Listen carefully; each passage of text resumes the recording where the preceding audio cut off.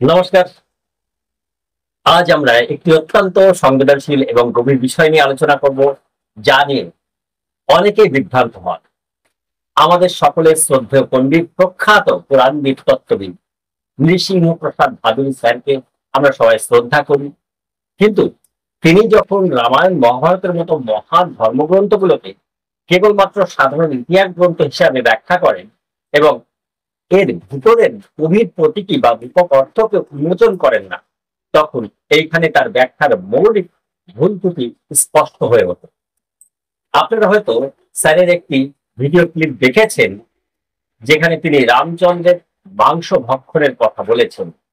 আসুন আমরা সেই ভিডিও ক্লিপ দেখে নিই। ক্ষত্রিয় পুরুষ মাংস ভক্ষণ করবেন না, এটা তো হতে পারে না। এবং রামায়ণের মধ্যে বাল্মীকি রামায়ণ, মূল রামায়ণ বলছি, ব্রাহ্মণরাও মাংস ভক্ষণ করে? অবশ্যই। এই যে পুরোহিত যজ্ঞের তারা কারা, কি ব্রাহ্মণ নয়? তারা তো প্রধান ব্রাহ্মণ, তারা তো অবশ্যই খেতেন। রামচন্দ্র নিজে রামায়ণের মধ্যে যে বর্ণনা আছে, মূল রামায়ণের কথা বলছি, যা থেকে অন্য রামায়ণগুলো এসছে, তুলসীদাসী রামায়ণ বলো, কৃত্তিবাসী রামায়ণ বলো, বাল্মীকি রামায়ণের কথা, বাল্মীকি রামায়ণে প্রচুর পরিমাণ খাওয়ার ব্যবস্থা আছে। এবং যখন রামচন্দ্র যেদিন মারিচ রাম রাম বলে ডাকছে এবং সীতার বায়না শুনে তিনি সোড়ান হরিণ আনতে যাচ্ছেন, তার তো কোনো আইডিয়া ছিল না যে সীতা হরণ হয়ে যাবে বাই দ্যাট টাইম। তো মারিচকে ওই রকম ভাবে মারার পর তারপর তার মনে হলো যে বাড়ি যাচ্ছি। এবারে তিনি 3 রকমের হরিণ মেরে নিয়ে বাড়ি যাচ্ছেন, কাঁধে ঝুলিয়ে। 3 রকম, 3 কিসিম, রুরু, পৃষত ইত্যাদি 3 রকমের কিসিমের হরিণ ঝুলিয়ে যাচ্ছেন। বনের মধ্যে বাস্তু পুজো হবে, বনের মধ্যে তিনি কুটির তৈরি করছেন। প্রথম যে কুটির নির্মাণ হলো, লক্ষণকে বললেন, যাও তুমি একটা হরিণ ধরে নিয়ে এসো, সেটা শিকার করে নিয়ে এসো এবং সেটাকে রোস্ট করে তারপরে সেটার বাস্তু পুজোয় কাজে লাগলো। এই তো রামচন্দ্র, তাই না? আর সীতাও খেতেন না, এটা তার বলার কোনো মানে নেই। আপনারা শুনলেন স্যারের কথা। নৃসিংহ প্রসাদ ভাদুড়ী স্যার আমাদের দেশের একজন মহাজ্ঞানী ব্যক্তি। শাস্ত্রের প্রতি তার জ্ঞান এবং নিষ্ঠা প্রশ্নার্থী। কিন্তু তিনি যখন বাল্মীকি রামায়ণ অংশটিকে আক্ষরিক অর্থে উপস্থাপন করেছেন, তখন তিনি ভুল করেন।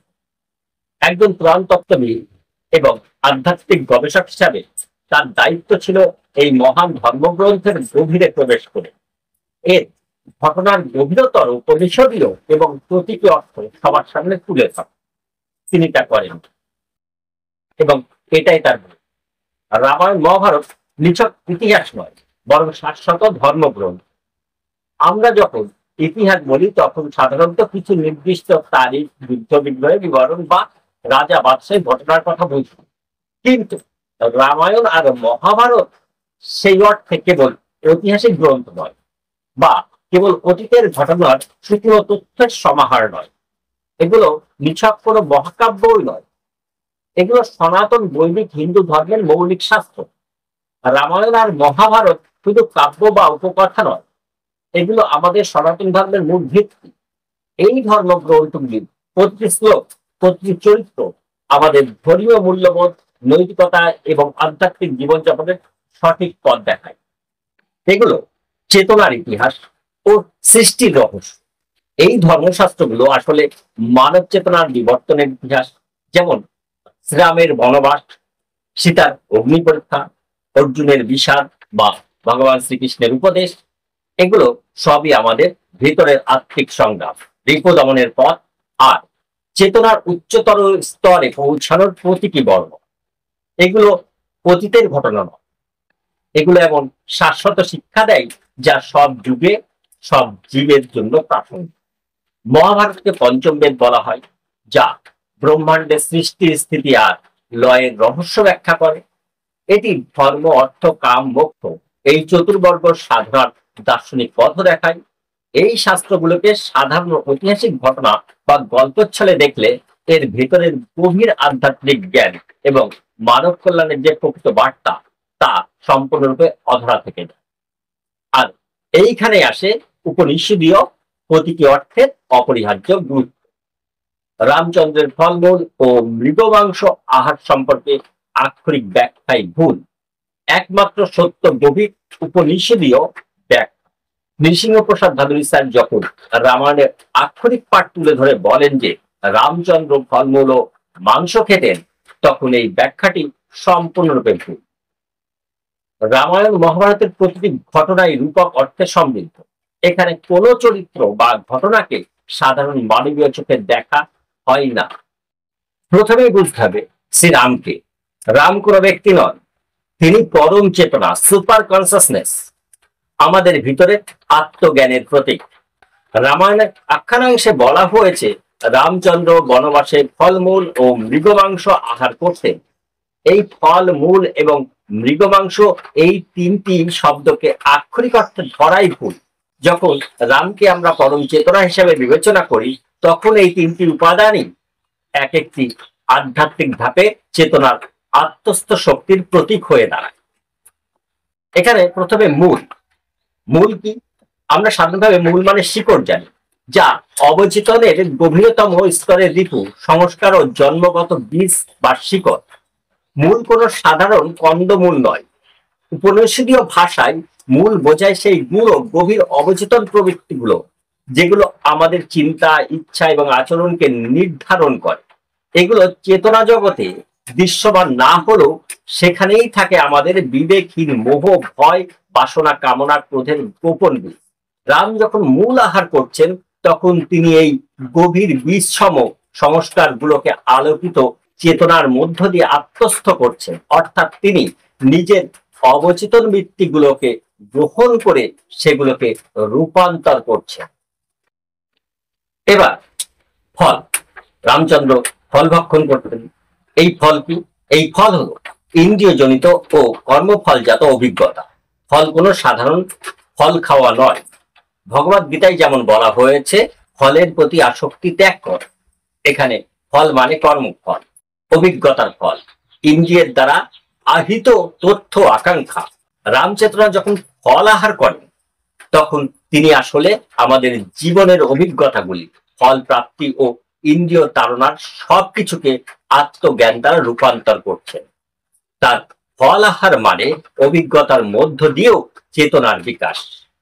ইন্দ্রিয়ে আটকে না থেকে সেই অভিজ্ঞতাকে আত্মজ্ঞান রূপে আত্মস্থ করা। এবার মৃগ মাংস। মন ও চঞ্চলতার আত্মস্থকরণ। অযোধ্যা কাণ্ডেও স্বর্গ 52 শ্লোক 102 এর উপনিষদীয় বিশ্লেষণ এই অংশটি নিয়েই সবচেয়ে বেশি বিভ্রান্তি ছড়ানো হয়। যারা ধর্মকে আক্রমণ করতে চায়, তারা নৃসিংহপ্রসাদ ভাদুরী স্যারের মতো জ্ঞানী ব্যক্তিদের আক্ষরিক ব্যাখ্যাকে ঢাল বানিয়ে বলে যে রাম মাংস খেতেন, তাই হিন্দু ধর্মে মাংস খাওয়া বৈধ, পশু হিংসা অবৈধ নয়। কিন্তু এটি সম্পূর্ণ ভুল ব্যাখ্যা। আসুন প্রথমে আমরা শ্লোকটা দেখি এবং তারপর এর উপনিষদীয় তাৎপর্য উদ্ঘাটন করি। তৌ তত্র হত্যা চতুর মহামৃগান বরাহমিশ্রং পিষ্যতম মহারুরুম আদায় মধ্যম তরিতম বুভুক্ষিত বাসয় কালে চতুর্বনবরস্পতিম। অর্থ, সেখানে অর্থাৎ বনের তারা অর্থাৎ রাম ও লক্ষ্মণ চারটি বিশাল পশু শিকার করলেন। একটি বরাহ অর্থাৎ বন্য শূকর, একটি ঋষ্য অর্থাৎ বন্য ছাগল বা হরিণ বিশেষ, একটি পিশত অর্থাৎ চিত্রিত হরিণ অর্থাৎ দাগযুক্ত হরিণ এবং একটি মহারুরু বৃহৎ হরিণ। এইসব পবিত্র আহারযোগ্য মাংস দ্রুত সংগ্রহ করে ক্ষুধিত অবস্থায় সন্ধ্যার সময় তারা বনের বৃহৎ বৃক্ষের নিকট বাসস্থানে ফিরে এলেন। এবার এর উপনিষদীয় ব্যাখ্যা। মৃগ মানে মন এবং মানসিক রিপোসমূহ। উপনিষদ বারবার বলে মন হরিণের মতো চঞ্চল। মৃগরূপ। এই শ্লোকে যে 4 ধরনের মৃগের কথা বলা হয়েছে সেগুলো আক্ষরিক পশু নয়, বরং এক একটি মানসিক রিপু বা অস্থির প্রবৃত্তির প্রতীক। বরাহ অর্থাৎ শূকর, এটি ইন্দ্রিয় পরায়ণ ভোগলিপ্সু মনের প্রতীক। রাম লক্ষ্মণ এই প্রবৃত্তিকে জয় করেছেন। ঋষ্য অর্থাৎ শ্বেত হরিণ, এটি অহংকার আবৃত সদ্গুণের প্রতীক। চেতনা সদ্গুণকে নিয়ে অহংকার করাকেও জয় করে। পিশত অর্থাৎ দাগযুক্ত হরিণ, এটি দ্বৈততা, সংশয় এবং চেতনার মধ্যে দ্বিধা দ্বন্দ্বের প্রতীক। চেতনার পথে দ্বৈত ভাব দূর করতে হয়। মহারুরু বৃহৎ বন্য হরিণ, এটি বিস্তৃত, বেপরোয়া, অদম্য বাসনা, অন্তর রিপুসমূহের সম্মিলিত রূপের প্রতীক। এই শক্তিকে চেতনায় আনা মানেই মধ্য মাংস আহার, মনোবৃত্তিকে আত্মস্থ করা। মেধ্যম মানে মধ্য মাংস, কোনো আক্ষরিক খাদ্য নয়। এখানে মধ্য মানে সংযমিত, সিদ্ধ, আত্মস্থ সেই বৃত্তিগুলো যা দমন করা হয়েছে, বিশুদ্ধ হয়েছে। এখানে চেতনা তাদের হজম করতে পারে। রাম ও লক্ষ্মণ যখন সেই মৃগদের হত্যা করে, অর্থাৎ চঞ্চলতাকে সংহত করে, তখন তারা সেটিকে আহার করছেন। এখানে আহার মানে চেতনার মধ্যে একত্র করা, আত্মস্থ করা। এই আহারই আত্মজয়। তরিত বুভুক্ষা, সচেতন আত্ম উন্নয়নের তীব্র আকাঙ্ক্ষা। বুভুক্ষিত মানে ক্ষুধিত, তবে এই ক্ষুধা ইন্দ্রিয়ের নয়, এটি চেতনার ক্ষুধা। তরিত মানে দ্রুত, অর্থাৎ চেতনার অগ্রযাত্রা আর বিলম্ব নয়। এখন তা দৃঢ় সংকল্পে এগোচ্ছে, গাছতলায় আশ্রয়, প্রাকৃতিক চেতনার স্থিতি। বনস্পতি জয়তু, তারা গাছের নিচে আশ্রয় নিলেন। বন কোনো সাধারণ জঙ্গল নয়, এটি অবচেতন মন, যেখানে ইন্দ্রিয়, প্রবৃত্তি এবং রিপুগুলো লুকিয়ে থাকে। আর গাছ মানে প্রকৃতি, স্থিরতা, মহাশক্তির প্রতীক।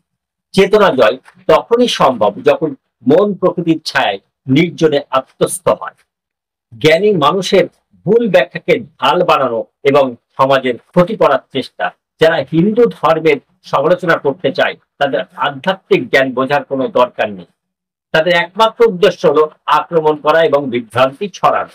নৃসিংহপ্রসাদ ভাদুড়ী স্যারের মতো একজন জ্ঞানী মানুষের এই ভুল আক্ষরিক ব্যাখ্যাকে তারা অস্ত্র বানায়, ঢাল হিসাবে ব্যবহার করে। তারা বলে, দেখো, তোমাদের রাম তো মাংস খেতেন, ঈশ্বর হয়েও তিনি হিংসা করতেন, তোমাদের হিন্দু ধর্মে মাংস খাওয়া বৈধ। যখন আমাদের নিজেদের পণ্ডিতেরা ধর্মগ্রন্থে এই ধরনের ভুল আক্ষরিক ব্যাখ্যা দেন, তখন এই অপশক্তিদের হাতেই সহজেই অস্ত্র তুলে দেওয়া হয়।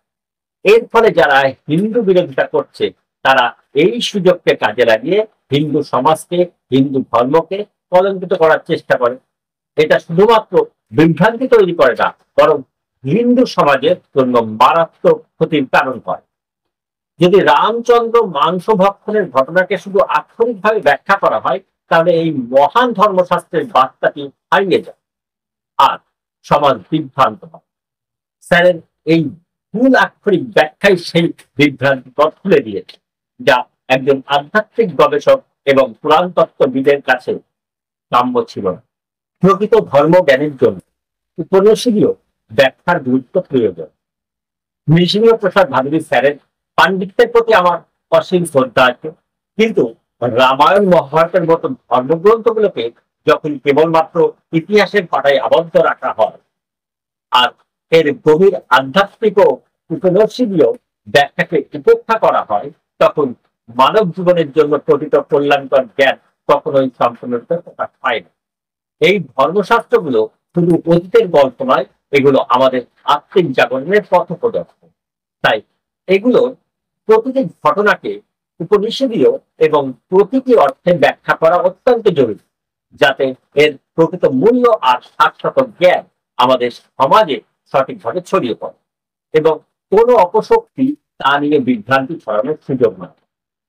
আজ এখানেই শেষ করলাম। এতক্ষণ আমার সঙ্গে থাকার জন্য আপনাদের সকলকে অনেক অনেক ধন্যবাদ ও নমস্কার। সকলেই ভালো থাকুন, সুস্থ থাকুন এবং সকলকে ভালো রাখুন, এই কামনা রাখি। আপনাদের সকলের মঙ্গল হোক।